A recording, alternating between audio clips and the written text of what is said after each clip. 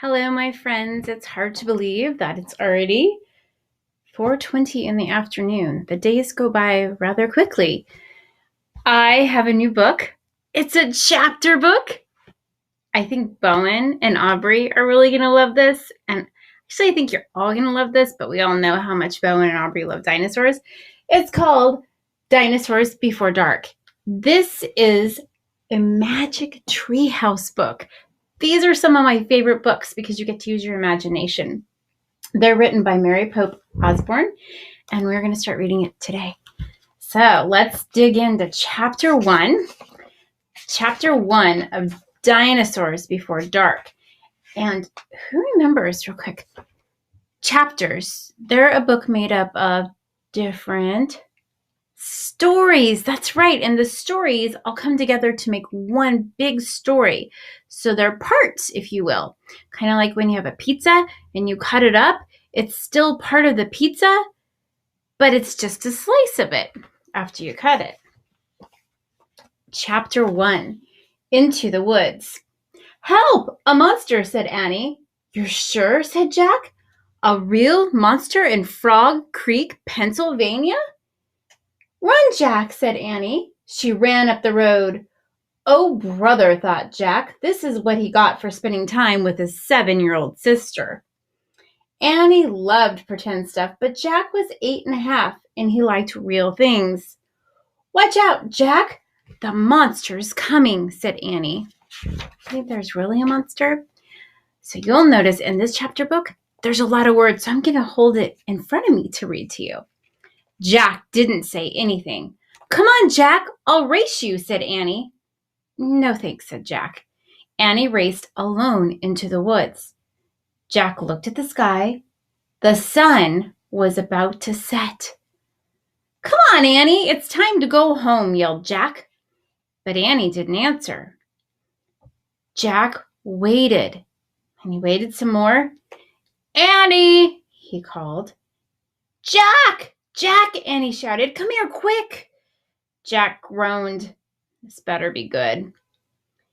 Jack left the road and headed into the woods. The trees were lit with a golden late afternoon light.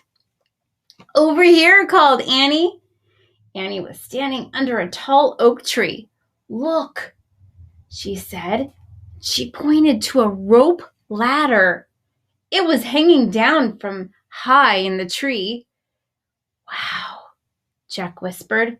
At the top of the tree was a tree house tucked between 2 branches. That must be the highest tree house in the world, said Annie. Who built it? Said Jack. It's never been there before, and I've never seen it before. I don't know, but I'm going up, said Annie. She sounds very brave, doesn't she?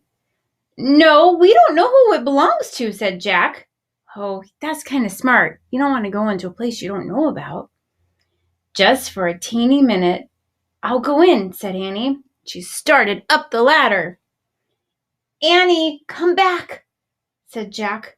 But Annie kept climbing.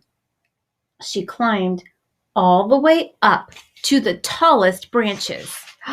There's a picture. Can you see the tree house? It's amazing. Jack sighed. Annie, it's almost dark. We have to go home. Annie disappeared into the treehouse. Annie, Jack called. Jack waited a moment. He was about to call again when Annie poked her head out of the treehouse window. Books! Annie shouted. What? Jack said. It's filled with books, said Annie. Oh, man, Jack thought he loved books. Jack pushed his glasses into place.